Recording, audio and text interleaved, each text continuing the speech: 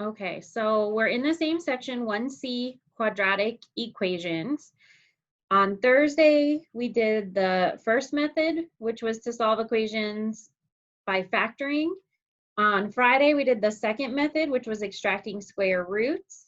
And then today we're going to do the third method, which is completing the square. And then maybe either today or tomorrow we'll do the quadratic equation or quadratic formula. All right, so same section, 1C, quadratic equations, and we are going to solve by completing the square. This again is something that you've done in Algebra 1 and Algebra 2. So hopefully it looks at least a little familiar, although this is probably the least common method we use, so it probably does not look as familiar as the other methods. All right, if you have the printed notes, this is already filled in for you. If you don't have the printed notes, we're gonna have to write down all these steps. So let's start writing that down. So this method is solve by completing the square. Solve by completing the square.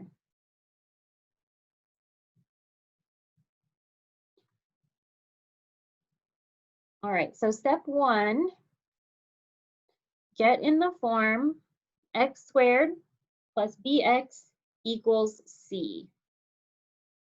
Step 1, get in the form x squared plus bx equals c. So notice that has variables on one side and the number or the constant on the other. All right, so that's step 1, get in the form x squared plus bx equals c. Step 2, this is where we complete the square. We're going to add b divided by 2 squared to both sides. Step 2, add b divided by 2 squared to both sides.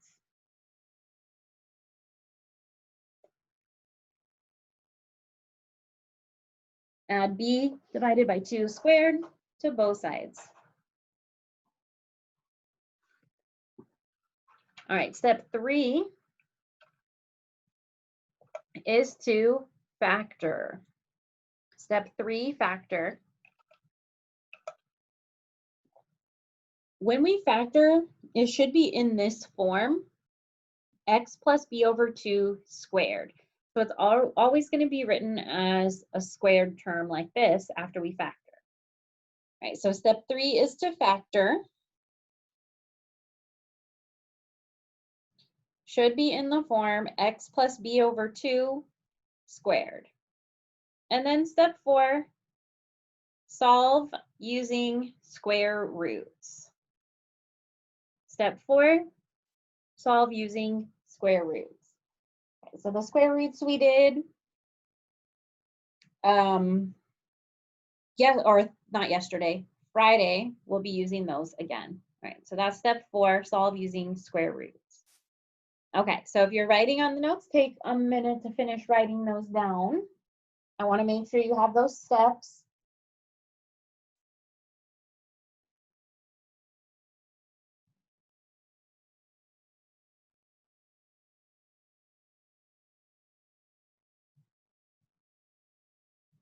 Okay, so now let's do some examples.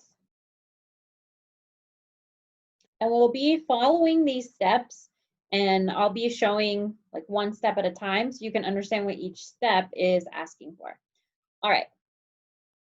Write down example 11. Example 11 is x squared plus 12x plus 20 equals 0. X squared plus 12x plus 20 equals 0. Okay, so let's solve this. There are multiple ways to solve this. We can solve it in a different way. But we're going to use this method so we can see how that method works. So we have x squared plus 12x plus 20 equals 0. Okay, so step 1, step one is to get it into this form, x squared plus bx equals c. Right now, it's in the form x squared plus bx plus c equals 0. So what I want to do is I want to take this c and get rid of it from the left side, which means it's going to be on the right side. So I got to get rid of the 20. So I'm going to subtract 20 from both sides. Okay, so now I have x squared plus 12x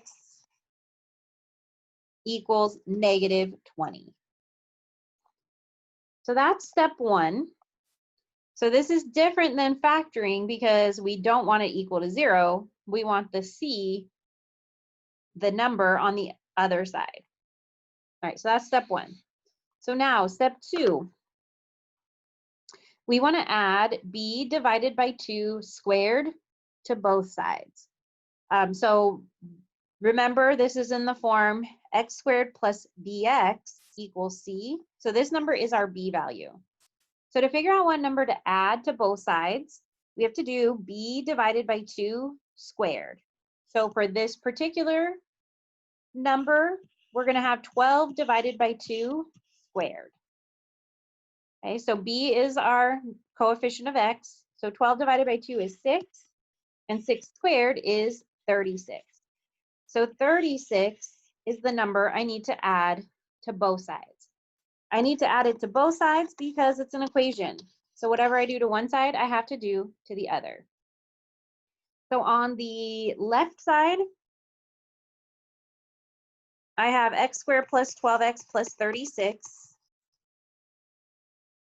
No like term, so I couldn't combine anything. On the right side, I have negative 20 plus 36, so I can add that together and get 16. Okay, so that was step 2.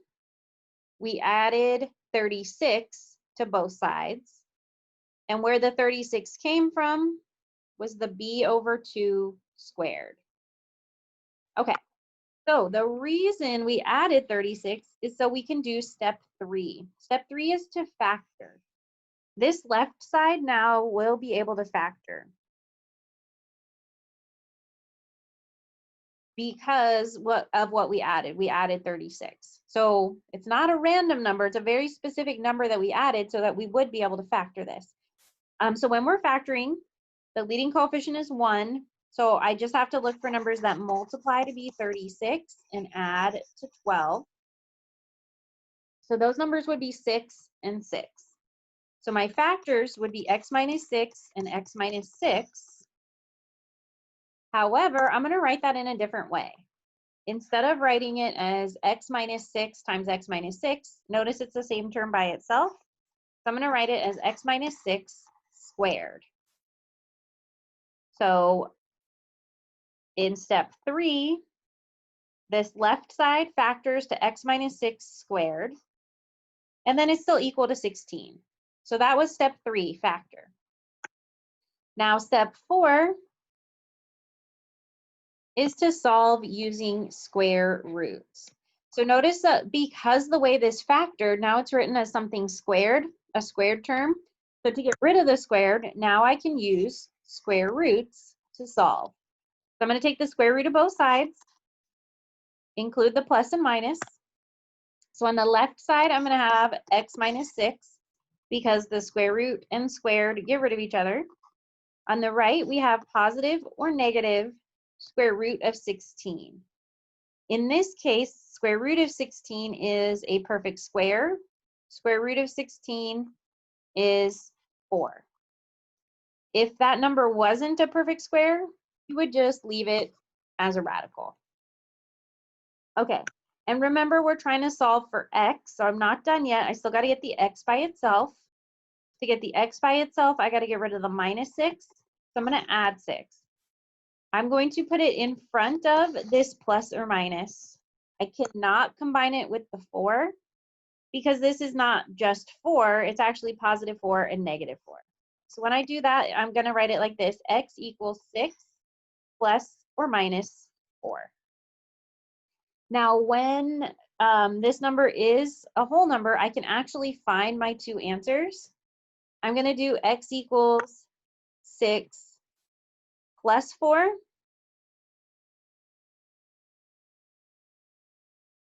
So that gives us 10.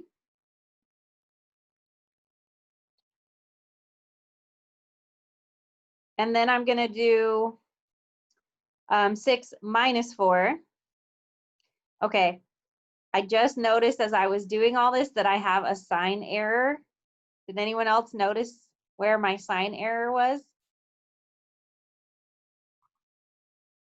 So let's go back and correct something here. Right here, I have the wrong sign when I factored. This multiplies to be positive 36 and adds up to positive 12. So these should have both been less 6 and plus 6. They both should have been positive 6, which means this would have been x plus 6 squared. Okay, so as I'm going through this, go back and correct your answers. Sorry, guys. And then here, since this is supposed to be x plus 6 squared, I would actually have to, instead of adding 6, I would have to subtract 6 from both sides. So this should have been a negative 6 plus 4. Okay, so let's try that again. I would have had the same two numbers, but I would have had the wrong signs. Okay, so I fixed my signs. So we have x equals negative 6 plus 4. Negative 6 plus 4 gives me negative 2. That's one of my answers. And then I have to do x equals negative 6 minus 4. So that gives me negative 10. And that's my other answer. Okay, so those are my two answers for this problem. Negative 2 and negative 10.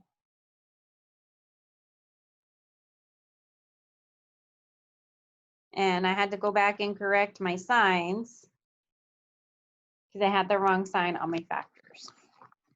Okay, now this method for solving with completing the square, it's all skills that we already have, so there's nothing too mathematically challenging about it. But in this particular case, we could have solved it in another way. We could have solved using factoring from the beginning, and that actually probably would have been quicker. So when you're solving a problem and you're not asked to do any specific way, you just want to try to do whatever way is going to be quickest for you. However, when we do this assessment, I do want to be able to see that you can do each type of method. Okay, so let's do another example. So let's write down number 12.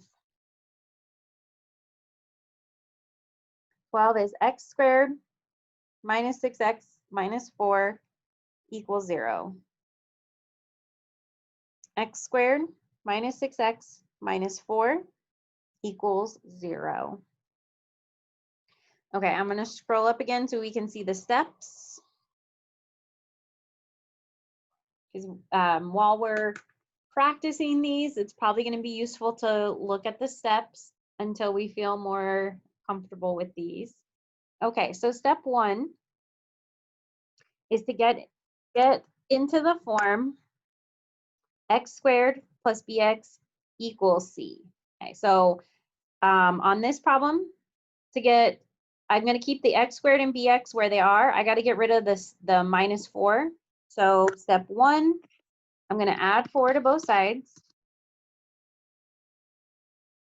So that's going to give me x squared minus 6x equals 4. Okay, so that was step 1. Get in the form x squared plus bx equals c. Okay, so step 2, we have to add b divided by 2 squared to both sides.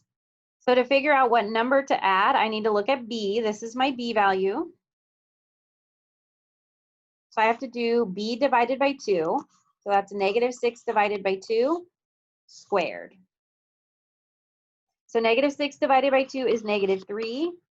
And negative 3 squared, a negative number squared, is a positive still. So plus 9 is the number I add to both sides.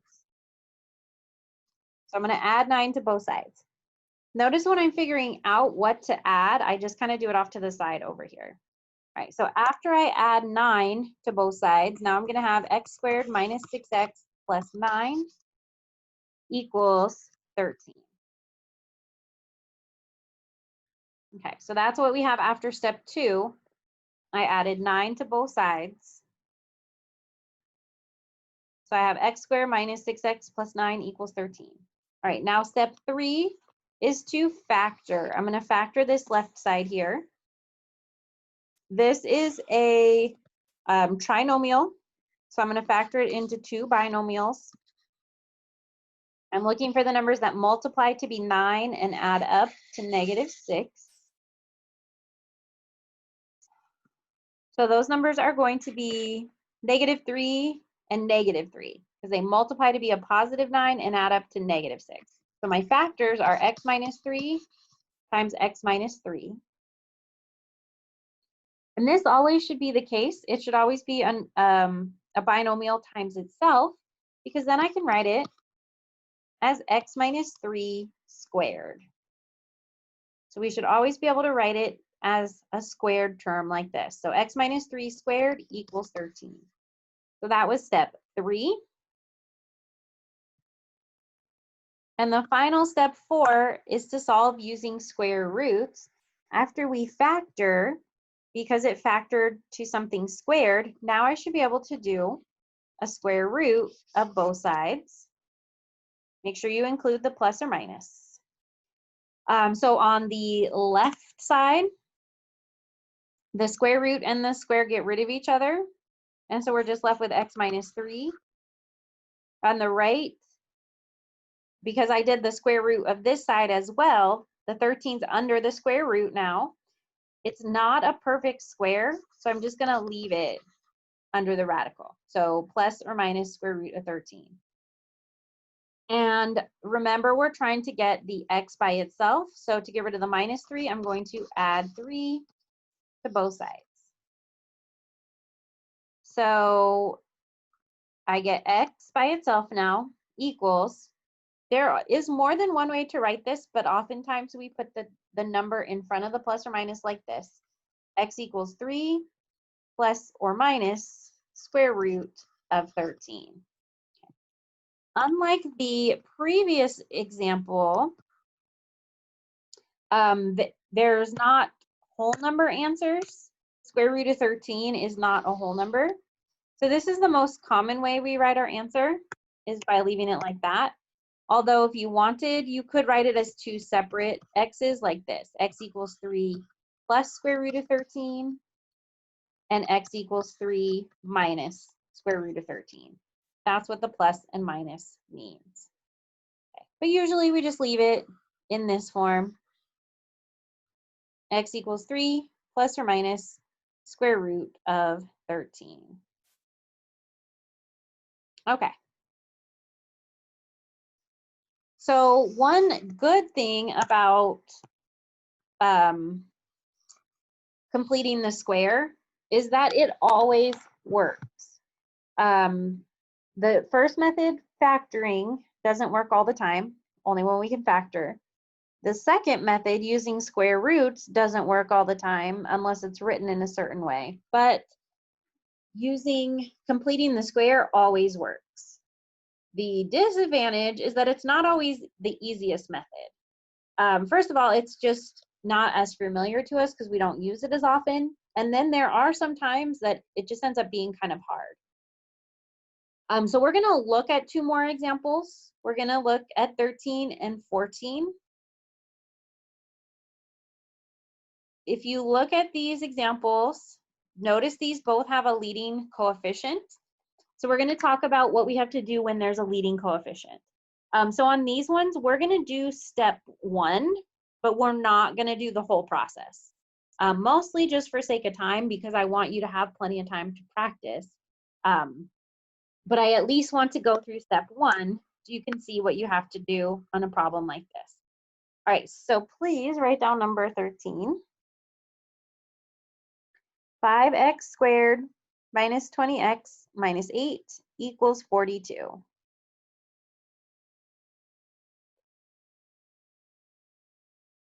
Five x squared minus 20x minus 8 equals 42. Okay. So as I said, we're only going to do step 1 here, and then we'll talk about what we would do to continue the problem. So step 1 is to get it in the form x squared plus bx equals c. So like we did on the first 2 examples, I'm going to get rid of the c first, this minus 8. So to get rid of that minus 8 from the left, I'm going to add 8. And I have to do it to both sides of the equation. Right, so add 8 to both sides of the equation. And then I'm going to have 5x squared minus 20x equals 50. Okay, now this is still not quite in this form right here. Because if we look at this form, the leading coefficient should be a 1. Right now, the leading coefficient is a 5. So if we have a leading coefficient other than 1, we've got to deal with that. So what I need to do is to get rid of this 5, I have to divide by 5. But since it's an equation, whatever I do to one side, I have to do to the other. I also have to divide this whole side by 5. That means I have to divide everything, including the 20, by 5. So I divide the left side by 5 and the right side by 5. So on the left side, now I have x squared minus 4x equals 10. Okay. So that's step 1. So notice now it's in the correct form, x squared plus bx plus c. Now this one, we can continue with the process. So we would just continue from here. We're not going to do it in the notes so that you have more time for practice. But one thing to notice is if we look at our b value here, b is an even number. So if b is an even number, that is going to make completing the square a good method to use, because remember, we have to do b divided by 2 squared. If b is not even, that would make this a harder problem. Okay. So that's the process we'd have to take on step 1. There's that extra step of dividing to get it in the right form, and then we'd be able to continue. And it shouldn't be too hard because b is even. All right, last one we're going to look at in the notes for now is number 14. So write down number 14 as well. 3x squared plus 9x plus 4 equals 43.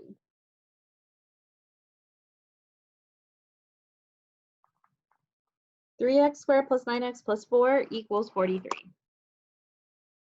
Okay, so we're going to do step 1 again. So step 1 is to get it in this form, x squared plus bx equals c.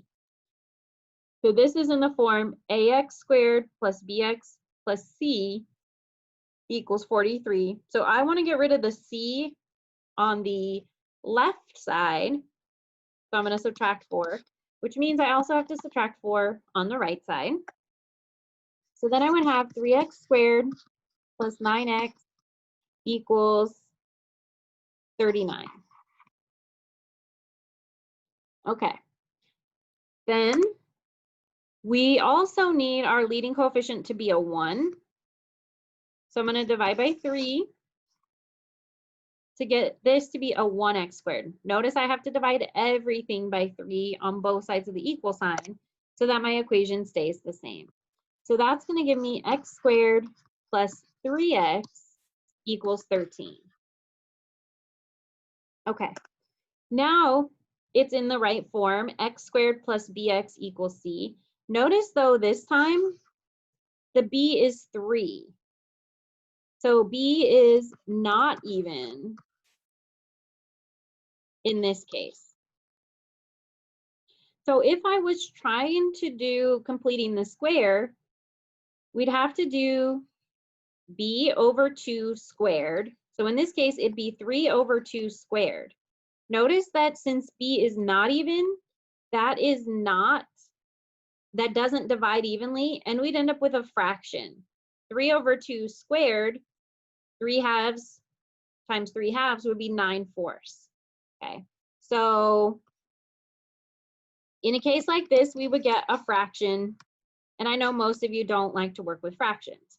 So even though we can use completing the square, it's not going to be the easiest method here. So if we had a problem like this, I would choose not to use completing the square, and I would do another method like quadratic formula.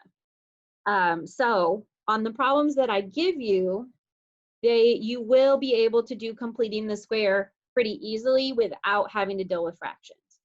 Okay, so even though 14 we could do, I'm not going to give you ones like this that end up with fractions.